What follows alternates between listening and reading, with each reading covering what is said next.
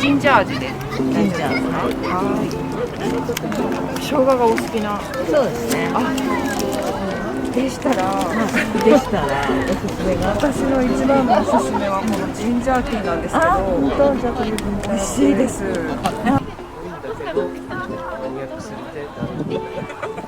お子様にはちょっと。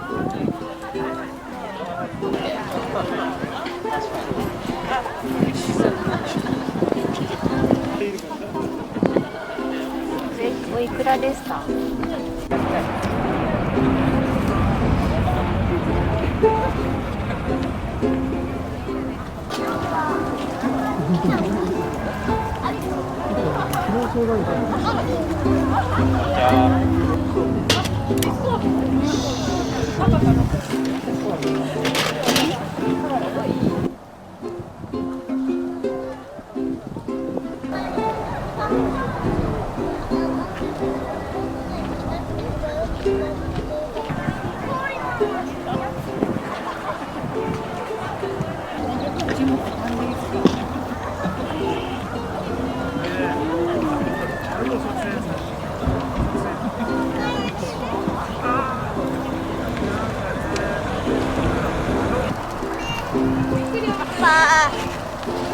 結構薪集めたよ。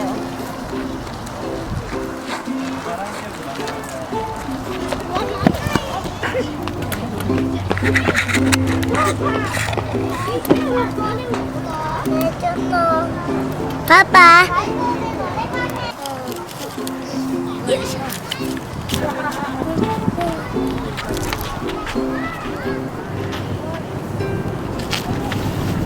パパ、なんかあった。なんかあった。なんかあったよ。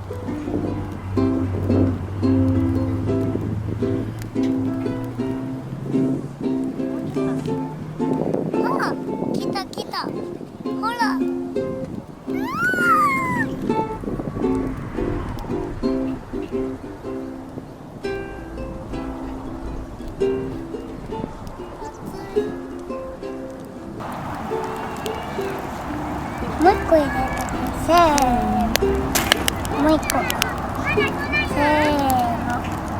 そんな入れてもいいの？これでもさ、